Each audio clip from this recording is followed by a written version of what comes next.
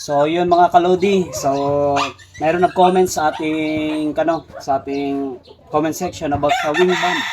Sa wing band na binili natin kung kinakalawang ba.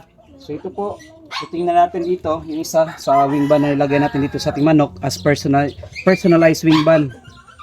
So ito po yung kanyang itsura. Wala pong kalawang yan. Hindi po kinakalawang. Ito, wala po rin kalawang. So ibig sabihin, yung wing band na binili natin na pinag-customize natin sa name natin, hindi po kinakalawang. So tingnan natin ibang manok dito, yung wing band nila, kung kamusta nga ba yung wing band, kung kinakalawang o hindi.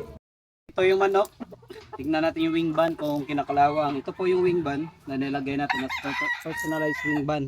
May pangalan po yung Mr. Virus. Yan po. Tapos ito yung sa kanya, sa likod. Yan, hindi po kinakalawang yung wing band na binili natin na pinag-customize at nilagyan ng name. So yun lang mga kalodi. So hindi po kinakalawang yung wing band na ating binili. Okay?